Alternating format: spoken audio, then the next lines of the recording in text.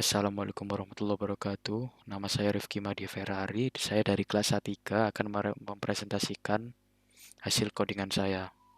Yang soal pertama itu adalah matriks. Di sini saya memiliki kelas matriks. Di dalamnya yang pertama itu saya mengimpor dari library itu Java Utility Scanner. Jadi user menginputkan sesuatu itu nanti pakai ini scanner. Nah, di sini saya memiliki beberapa variabel. Di sini semuanya bersifat private. Di sini ada variabel row atau baris, ada kolom atau kolom, dua-duanya integer atau bahkan semuanya integer. Di sini ada beberapa variabel yang milik array, dan di sini juga ada variabel yang ada array 2 dimensi, yaitu variabel matrix. Nah, untuk berikutnya itu adalah konstruktor. Di dalam konstruktor, di dalam parameter konstruktornya itu ada integer row, ada integer kolom. Nah, di sini ada ini untuk inisiasinya. Inisiasi para variabel agar bisa menyimpan data atau nilai. Dan di sini ada looping pertama. Jadi untuk jika user menginputkan suatu nomor, di sini looping pertamanya. Nah, untuk berikutnya di sini ada display matrix. Nah, display matrix itu menampilkan hasil dari loop ini. Jadi user menginputkan nomor, setelah itu hasilnya tuh dengan program ini atau function ini. Nah, berikutnya itu ada function toVector. Di dalam parameternya ada integer kolom. Nah, kenapa? Itu di sini integer kolom itu diambil nilainya dan dikembalikan ke variabel global. Dan di sini ada for loop dari function toVector itu agar nanti berikutnya itu user itu mengurutkan vektor-vektornya. Dan function berikutnya itu ada vector order atau maksudnya mengurutkan vektor. Nah, di sini tuh ada variable tm atau enggak temporary. Nah, yang dimaksud itu variabelnya itu bersifat sementara. Datanya itu bersifat sementara. Kan ini jadi selama matriksnya diurutkan itu variabelnya bakal nyala. Setelah function ini selesai itu variabel akan mati.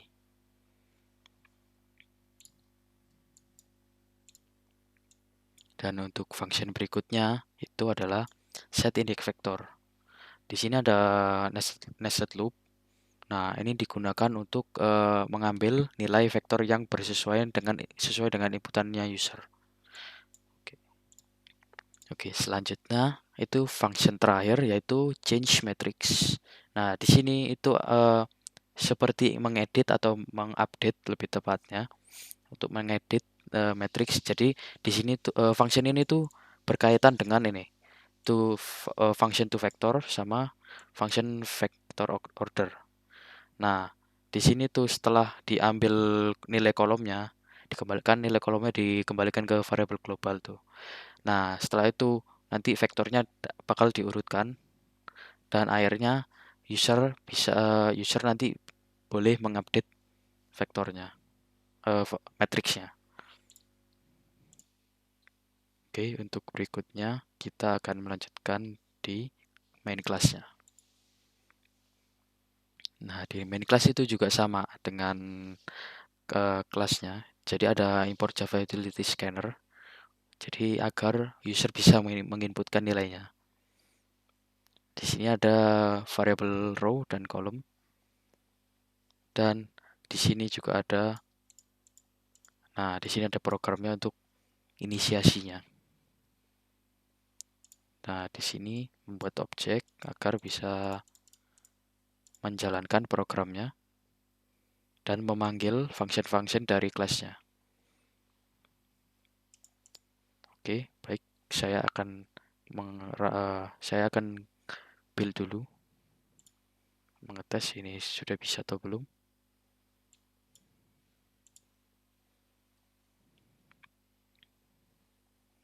Oke, baik. Build successful. Saya akan mencoba run. Oke, sebelumnya saya akan sesuaikan dengan soal. Oke, baik. Jadi untuk yang di soal ada 3 kolom dan ada 4 baris. Oke, saya akan menginputkan di sini ada barisnya ada 4 dan kolomnya ada 3. Oke, jadi untuk baris dan kolom yang pertama itu 3. Jadi ini kolom yang pertama 3, 4, 6. 3, 4, 6. Untuk yang kedua di soal itu ada 1, 7. Yang baris kedua itu 1, 7, 2. 1, 7, 2. Nah, dan yang baris ketiga itu ada 5, 11, dan 8. 5, 11, dan 8. Untuk yang baris terakhir itu ada 2, 9, 14. 2, 9, 14. Nah, jadi muncul matriks dengan baris pertama 3, 4, 6, baris kedua kolom pertama 3, 4, 6, kolom kedua 1, 7, 2, kolom ketiga 5, 11, 8, kolom yang terakhir 2, 9, 14. Nah, untuk berikutnya jadi di sini mengambil indeksnya. Nah, apa maksudnya diambil indeks kolom, yaitu kolom ini mau kolom keberapa yang mau diurutkan. Jadi, nah di soal ini diminta untuk kolom kedua. Nah, di kolom kedua ini ada 4, 7, 11, 9. Di sini sudah kelihatan kan nggak urut ya. Oke, saya masukkan kolom kedua. Nah, dari 4, 7, 11, 9 jadi 4, 7, 9, 11. Jadi di sini sudah urut. Oke, itu untuk nomor 1. Berikutnya adalah soal nomor 2, yaitu database mahasiswa. Nah, di sini ada kelas prodi. Yang pertama itu ada variabel yang bernama kodex yang bersifat private. Di sini ada konstruktor kosong. Nah, yang berikutnya ada konstruktor yang parameternya ada isi variabel kodex. Nah, di sini user bisa menginputkan kode prodinya. Di function berikutnya yaitu setProdi. Nah, jadi user mengset kode prodinya, misalnya user menginputnya 61, dia muncul matematika, 62 muncul biologi, 63 muncul kimia, dan seterusnya. Nah, kalau misalnya user yang menginputnya selain nomor-nomor ini, itu nanti munculnya prodi tidak ditemukan. Di sini ada function getProdi. Nah, jadi setelah setelah user itu menginputkan kodenya, itu nanti akan mendapatkan nama prodinya. Nah, berikutnya ada kelas inherit dari prodi, yaitu database. Di sini semua variabelnya itu private. Nah, ada satu variabel yang bersifat statik, yaitu variabel universitas. Soalnya user hanya bisa menginputkan satu universitas saja. Nah, di sini ada konstruktor yang kosong parameternya, tapi ada inisiasi database yang bermaksud itu database hanya bisa menginput 1000 data. Di sini ada konstruktor database yang parameter isi NIM, nama, alamat, dan kodex. Di sini user bisa menginputkan NIM, nama, alamat, dan kode prodi. Nah, karena variabel kodex itu punyanya kelas prodi. Nah, kebetulan juga database itu anak dari kelas prodi.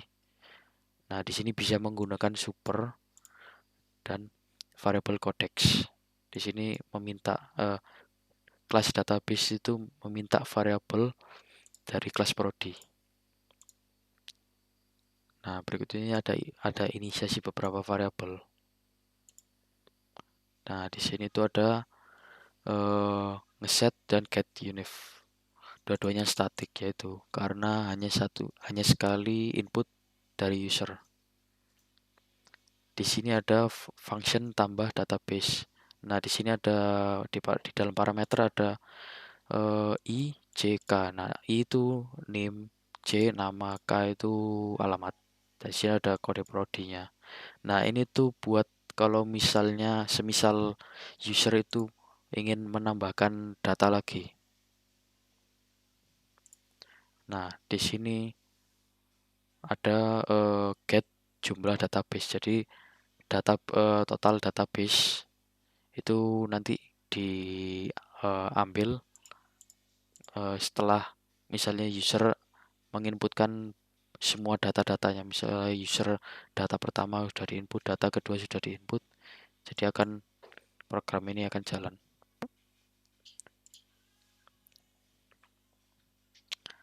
Nah, di sini ada function yang mengoverride dari kelas parentnya, yaitu getProdi. GetProdi ini fungsinya milik kelas prodi. Nah, akhirnya harus menggunakan super. Nah, berikutnya itu ada function display database.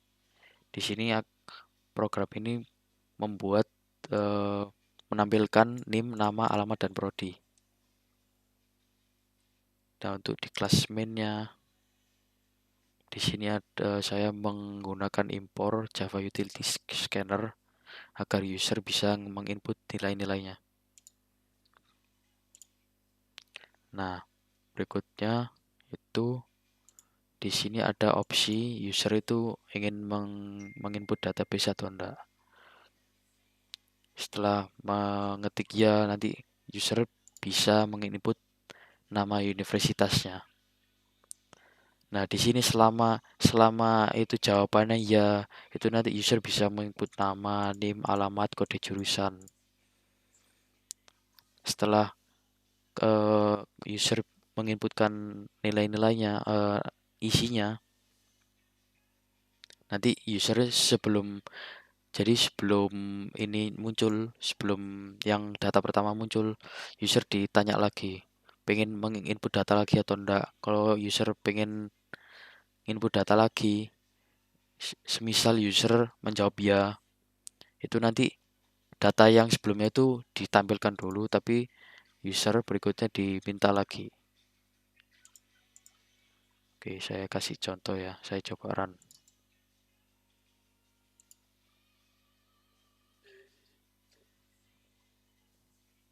Di sini ditanya iya atau enggak, saya jawab iya. Universitas Unair, nama Rifki, NIM 45, alamat Sidoarjo, kode jurusan 65.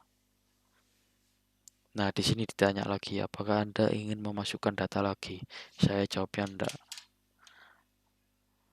Nah, di sini muncul NIM 45, nama Rifki, alamat Sidoarjo, Teknik Informatika. Oke, itu saja dari saya. Mohon maaf bila ada salah kata. Assalamualaikum warahmatullahi wabarakatuh.